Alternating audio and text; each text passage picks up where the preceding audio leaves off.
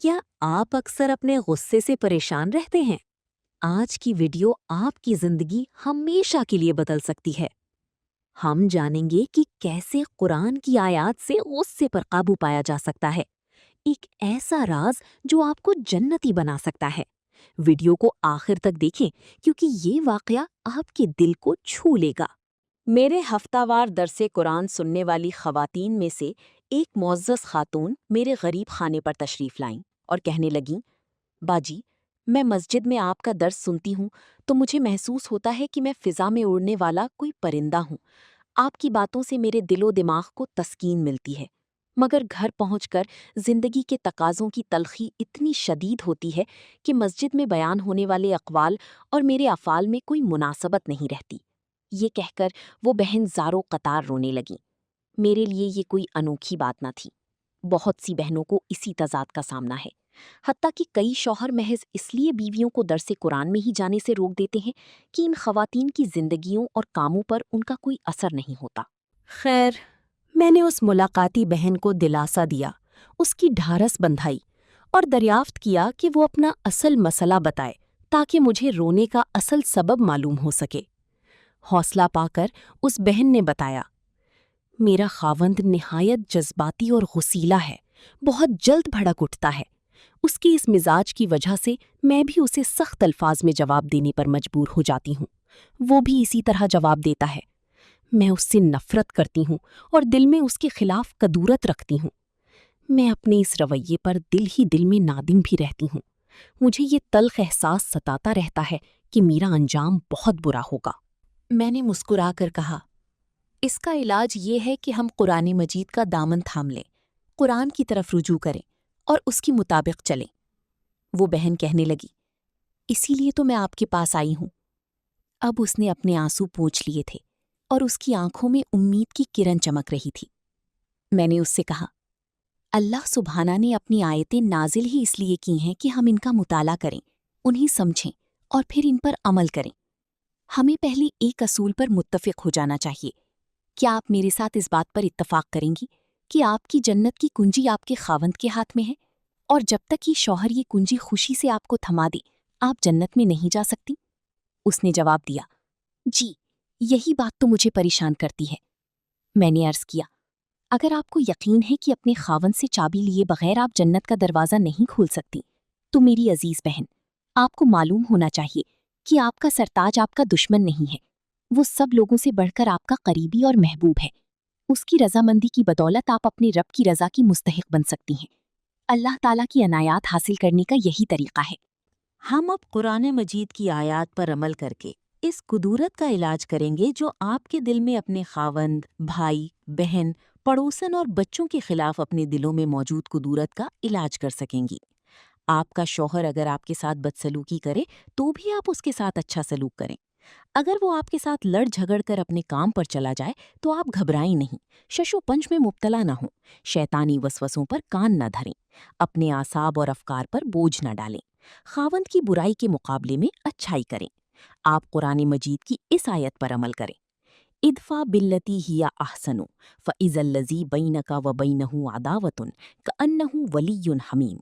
تم بدی کو اس نیکی سے دفع کرو جو بہترین ہو، تم دیکھو گی کہ تمہارے ساتھ جس کی عداوت پڑی ہوئی تھی وہ جگری دوست بن گیا ہے۔ آپ اللہ کا نام لے کر اس کے حکم کی تعمیل کے لیے کھڑی ہو جائیے اور اس سلسلے میں اپنی پوری طاقت استعمال کیجیے۔ عمدہ سے عمدہ تدبیر کیجیے، اپنے شوہر کو راضی کرنے کے لیے ہر ترکیب آزمائیے۔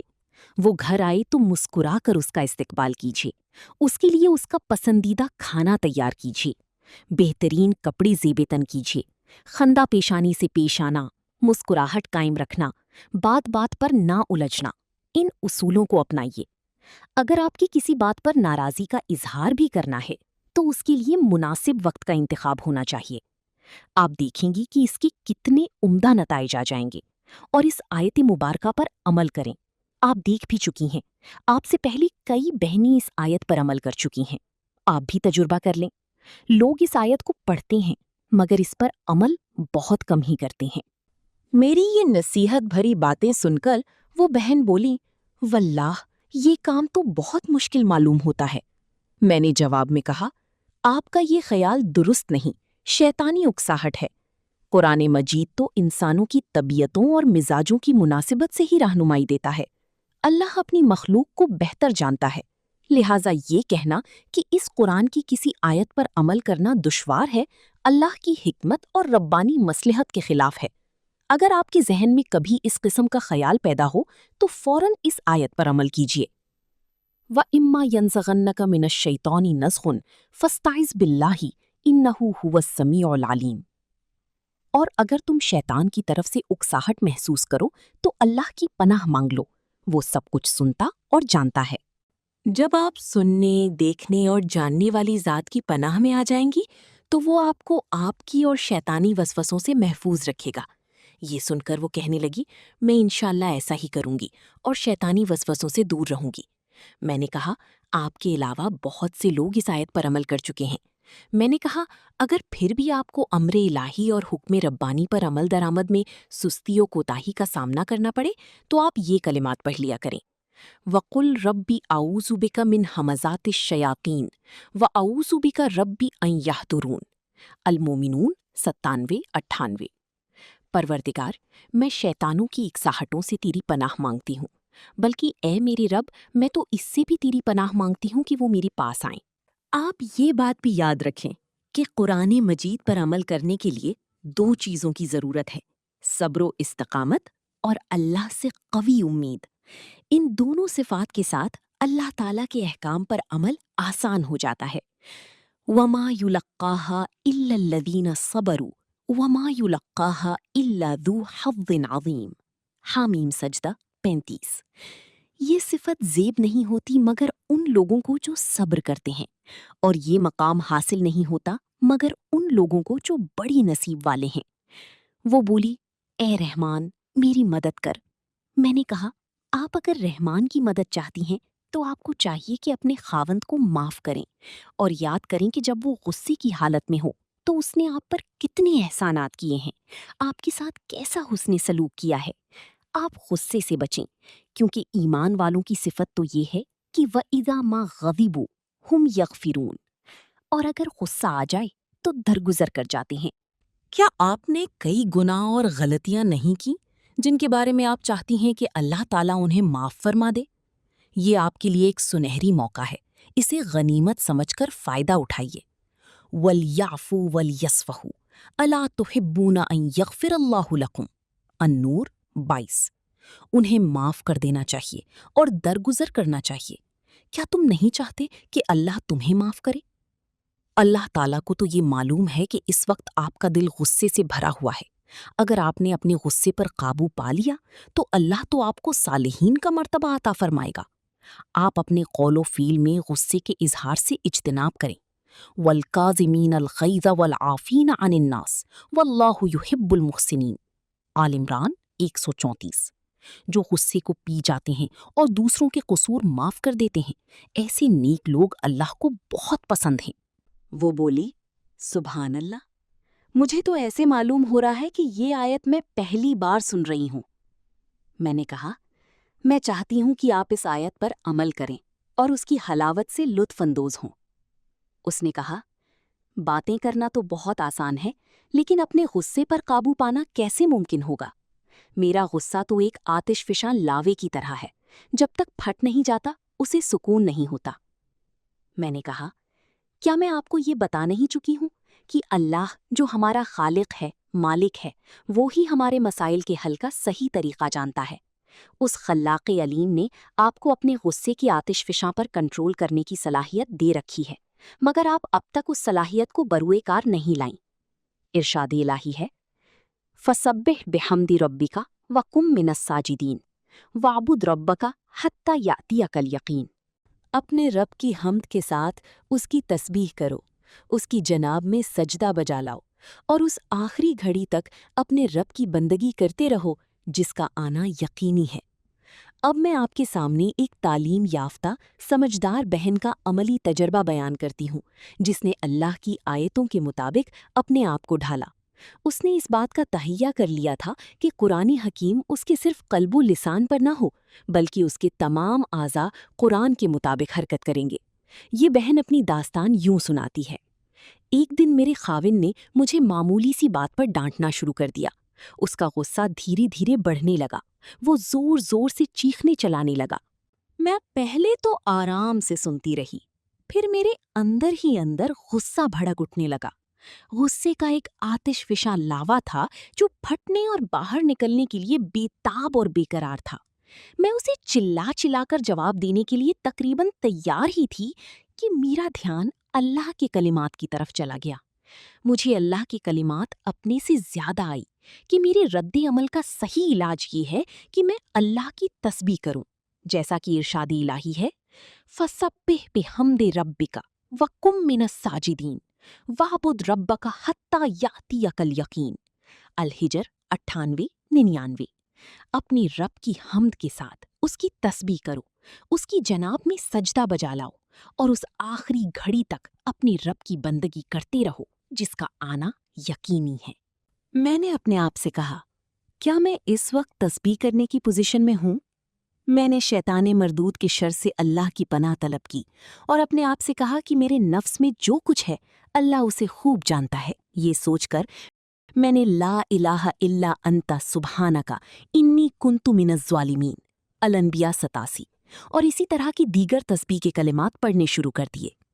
ادھر میرا خاوند جو اس کے منہ میں آتا تھا مسلسل بلا مقصد بکی جا رہا تھا، گویا شیطان نے اس پر قبضہ کر لیا تھا۔ وہ شیطانی وسوسہ اندازی کا نشانہ بنا ہوا تھا۔ میں نے اب معرکہ کارزار سے پسپائی اختیار کی، وضو کیا اور سجدہ گزاروں میں شامل ہونے کا ارادہ کر کے نماز شروع کر دی۔ نماز شروع کرنی تھی کہ خاموش خاموش ہو گیا۔ وہ حیران و ششدر تھا، ندامت و خجالت میں مبتلا تھا۔ اس نے بھی میدانی جنگ سے رخ موڑ کر اللہ کی طرف منہ کر لیا۔ وہ استغفار کرنے لگا تھا کہ بالکل پرسکون ہو گیا۔ اب وہ مجھے راضی کرنا چاہتا تھا۔ میں غصے میں آئی ہی نہ تھی، اس لیے پرسکون و مطمئن تھی۔ وہ مجھے نرم دم گفتگو پا کر حیران ہوا۔ میں مسکرا رہی تھی اور اس کے غصے کے دورے پر اسے ڈانٹ ٹپٹ بھی نہیں کر رہی تھی۔ اس پر وہ سراپا حیرت تھا۔ میں نے پہل کرتے ہوئے کہا، میں آپ سے درخواست کرتی ہوں کہ آپ مجھے میری جنت کی کنجی دے دیجیے۔ مجھے جنت کا بہت اشتیاق ہے۔ میں شیطان کو اپنے اس خواب کی تعبیر پانی میں حائل نہیں ہونے دوں گی۔ خاوند نے یہ سن کر کہا، آپ ہمیشہ کہا کرتی تھیں قرآن دنیا کی جنت ہے۔ آج آپ نے اپنے عمل سے یہ ثابت کر دیا ہے کہ واقعی قرآن دنیا کی جنت ہے۔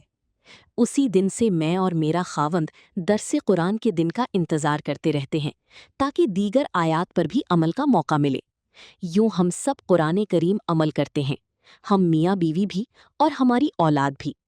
اللہ کے فضل اور قرآن کریم کے معجزے کی برکت سے ہمارا گھر جنت بن چکا ہے۔ یہ ایمان افروز واقعہ سن کر میری مہمان بہن نے اقرار کیا، آج سے ہی میں کتاب اللہ کے مطابق اپنے آپ کو تبدیل کروں گی۔ مہمان بہن رخصت ہوئی، میں اس کے لیے دعا گو رہی۔ ایک دن میں جب درس قرآن دینے کے لیے مسجد گئی تو مجھے یہ دیکھ کر بہت خوشی ہوئی کہ یہی بہن ایک اور خاتون کے پاس بیٹھی اس کے آنسو پوچھ رہی تھی اور اسے دلاسا دے رہی تھی کہ کس طرح قرآن کریم کے مطابق چلنے میں ہی ہماری تمام مسائل اور مشکلات کا حل ہے۔ اس کا چہرہ سکون اور طمانینت کا مظہر تھا، اس کی خوبصورتی پہلے سے بڑھ کر تھی۔ مجھے یہ دیکھ کر ایک صحابی رسول رحمت للعالمین صلی اللہ علیہ وآلہ وسلم نے فرمایا کہ یہ اہل جنت میں سے ہیں۔ حضرت عبداللہ بن عمر رضی اللہ تعالیٰ عنہ اس ٹوہ میں لگے کہ معلوم کریں کہ اس صحابی کا وہ کون سا عمل ہے جس کی بنا پر رسول اکرم صلی اللہ علیہ وآلہ وسلم نے انہیں جنتی قرار دیا ہے۔ وہ اس مقصد کے لیے چند دن اس صحابی کے گھر میں رہے تاکہ دیکھیں کہ یہ کیا کرتے ہیں، ان کا آنا جانا، اٹھنا بیٹھنا کیسا ہے، ان کی عبادات کی کیا کیفیت ہے۔ وہاں رہ کر دیکھا کہ ان کی نمازیں، روزے، تہجد اور نوافل تو کوئی زیادہ مقدار میں نہیں۔ آخر جب جنت کی بشارت دیے جانے کی حضور اکرم صلی اللہ علیہ وآلہ وسلم کی ارشاد کی حکمت نہ سمجھ پائے تو خود اس صحابی سے پوچھا کہ رسول اکرم صلی اللہ علیہ وآلہ وسلم نے آپ کے بارے میں فرمایا تھا انہ من اہل الجنہ، وہ اہل جنت میں سے ہے۔ آخر آپ کون سا ایسا عمل کرتے ہیں جس کی بنا پر حضور صلی اللہ علیہ وآلہ وسلم نے یہ بشارت دی ہے؟ مجھے بتائیے تاکہ میں بھی آپ کی پیروی کروں۔ اس صحابی نے اس کے جواب میں سوچ کر کہا، मेरे अंदर तो कोई खास ऐसा नुमायां व मुनफरिद वस्फ नहीं। अलबत्ता ये है कि जब मैं सोने लगता हूँ तो मेरी सीने में किसी इंसान के खिलाफ कदूरत नहीं होती। मैं अफू व दरगुजर करके मुतमईन व पुरसुकून होकर सोता हूँ। उम्मीद है ये ईमान अफरोज वाकया आपको पसंद आया होगा। गुस्से को छोड़कर माफ करना सीखें, क्योंकि यही असल जन्नती सिफात हैं। अगर आपने इस वीडियो से कुछ सीखा है तो इसे अपने दोस्तों के साथ शेयर जरूर करें। हमारे चैनल को सब्सक्राइब करना ना भूलें और बेल आइकन दबाएं। अल्लाह हम सबको अमल की तौफीक दे। मिलते हैं अगली वीडियो में। अपना बहुत ख्याल रखें।